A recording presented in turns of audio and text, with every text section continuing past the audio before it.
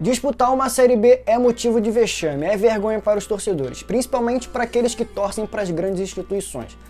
Lá na Itália, por exemplo, são 3 times que têm predominância técnica e financeira, e até certo ponto era inimaginável isso acontecer com a Juventus, até que aconteceu em 2006. E o que chocou o mundo da bola foi que isso aconteceu fora das 4 linhas, e não dentro de campo.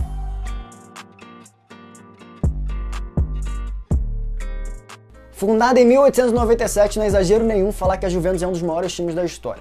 Além de possuir a maior torcida da Itália, é o time que mais se destaca no âmbito nacional. São 36 escudetos contra 18 dos rossoneiros, o arquirrival deles, o Milan. Então só aí dá pra ter uma ideia. No cenário europeu também não saiu muito mal não. Eles já conquistaram a Orelhuda 2 vezes em 1984 e 85 e em 1996 e 97. Segundo estudos e estatísticas, a Juventus foi considerado o maior clube italiano do século XX e o segundo maior clube do mundo nessa época, com estrelas como Platini e Zidane desfilando seu talento e botando a Juventus no topo dessa pirâmide aí entre os melhores times do continente europeu. Na virada dos anos 2000, a tradição de continuar montando um elenco recheado de estrelas se manteve, trazendo assim multidões de novos fãs para o clube. Com a segurança de Buffon e Thuram na parte defensiva, a qualidade de Vieira e Nedved no meio campo e o entrosamento de Del Piero e Trezeguet para resolver as jogadas no ataque. Esse esquadrão, que era comandado por Marcelo Lippi e Fábio Capello, conquistou 2 campeonatos italianos e 2 Supercopas da Itália em sequência e ainda foram vice-campeões da Champions League em 2002 e 2003 contra o seu arquirrival Milan.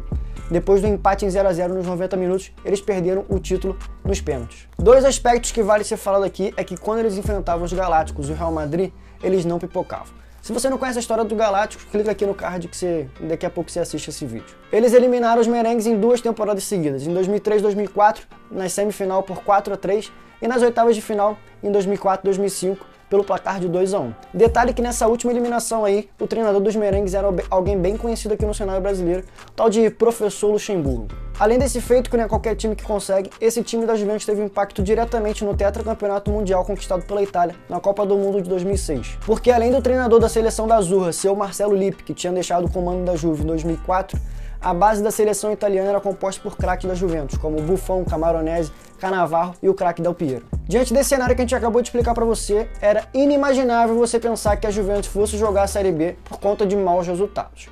Isso, claro, que não aconteceu, né?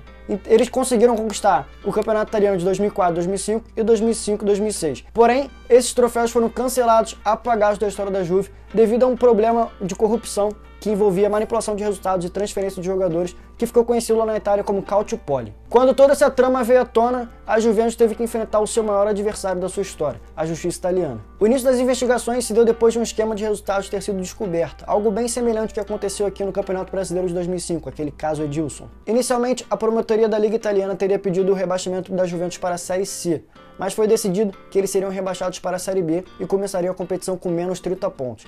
Essa decisão foi revogada 2 vezes pela Juventus, eles conseguiram diminuir essa quantidade de pontos, eles começaram a Série B da Calcio com menos 9 pontos. Além da Juve, outras equipes tradicionais da Itália estavam envolvidas nessa trama aí, como a Fiorentina, a Lazio e o Milan.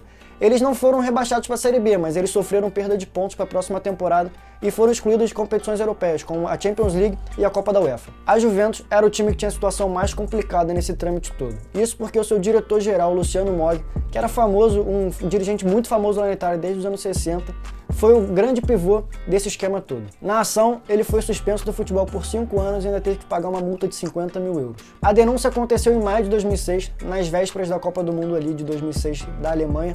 E aconteceu por quê? Porque ele foi flagrado em ligações telefônicas com a Federação Italiana de Futebol para definir quem seriam os árbitros dos jogos da Juventus. O dirigente, que era o pivô do Calciopoli, foi pego comentando como os juízes deveriam se comportar dentro de campo. Ele se metia até em lances capitais, como pênaltis e cartões vermelhos, algumas vezes até em tom ameaçador. Em troca, um dos mimos que o chefe da arbitragem ou os juízes envolvidos no esquema recebiam era nada mais nada menos que um carro da marca Maserati, grupo pertencente à Fiat, que é dona da Juventus. Se fosse aqui no Brasil já era mole de pegar esse esquema, né? Porque a Maserati aqui no Brasil deixa editor, quanto custa. A descoberta do esquema não fez só mal para a Velhaciano, mas para outras equipes também, como a gente falou, outras foram punidas, mas desencadeou uma série de demissões e entrega de cargos lá na velha bota. Nesse ponto, a pergunta que todo mundo fazia era a seguinte: como a Juventus vai encarar uma Série B com menos 9 pontos e qual elenco vai jogar esse campeonato? O Ibra foi o primeiro a pular fora, ele fazia parte do time que ganhou a Calcio em 2006, mas que não valeu. E ele falou que o Ibra não joga a Série B, então ele foi parar no rival, ele foi pro Milan. Mas o amor à camisa de alguns jogadores e hoje ídolos do clube fizeram valer história, e Buffon, Chiellini, Nedved e o Del Piero continuaram no time mesmo jogando a Série B. Esses jogadores que poderiam ir para qualquer time do mundo e resolveram ficar e jogar na Juventus mesmo na Série B. A Juventus, que era comandada pelo técnico Didier Deschamps, conquistou o campeonato com 85 pontos, 6 a mais que o vice-colocado Napoli. Foram 28 vitórias, 10 empates e 4 derrotas. Eles marcaram 83 gols e sofreram 30. Foi uma campanha incontestável, eles nadaram de braçadas. De volta à elite na temporada 2007-2008, ficou em terceiro lugar, provando para o mundo inteiro que o gigante havia voltado. No pós-queda, disputando as grandes competições, tanto na Itália quanto nas europeias, a Juventus perdeu o ritmo, parecia que não tinha mais aquele ritmo insano, mas também não deu para falar que foi um vexame. Nos 3 anos pós-queda, a Juventus conseguiu se colocar entre as melhores do caute e conseguiu frequentar o mata-mata da Champions, mas não conseguiu conquistar a tão sonhadora Ilhuda. Apesar de não poder entrar em campo, 2 nomes que têm que ser citados e vangloriados pelos torcedores do Bianconeri nessa revolta do time elite do futebol é de Antônio Conte e Maximiliano Allegri. Isso porque após o Conte Drácula, apelido carinhoso que a torcida da Juve deu pro Antônio Conte, assumiu a Juventus na temporada 2011-2012.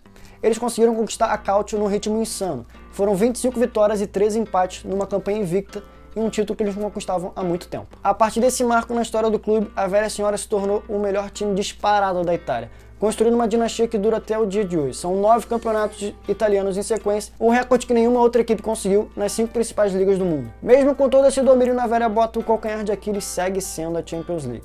Já fazem mais de 25 anos que os torcedores bianconeres não podem falar que o seu time é o melhor do mundo e o melhor da Europa. A última vez que isso aconteceu foi em 95-96. O mais intrigante e desesperador nessa saga toda é que o time foi 2 vezes vice-campeão e nesses últimos anos aqui, em 2014 e 2015 contra o Barcelona e em 2016 e 2017 contra o Real Madrid. Então eles decidiram contratar o seu algoz, aquele cara que sempre estava eliminando a Juventus da competição, tal de Cristiano Ronaldo, não sei se vocês conhecem. A máquina de fazer gols e ganhar títulos, principalmente no merengue, agora atua na Juventus. Já está na 3ª temporada, mas ainda não conquistou a tão sonhada Champions League. Eu quero saber de vocês, se acham que a Juventus se tornou um time melhor depois que caiu para a Série B? Você sabia que a Juventus já tinha caído para a Série B? E a última pergunta eu quero deixar para vocês. Será que o Cristiano Ronaldo consegue acabar com essa fase da Juventus sem conquistar a Champions League? Deixa aqui nos comentários. É isso, rapaziada. Esse é o vídeo de hoje. Eu espero que vocês tenham gostado. Essa é a história da Juventus. Muita gente não sabe. Então deixa o like, compartilha com teu amigo aí e eu te vejo no próximo vídeo. Valeu!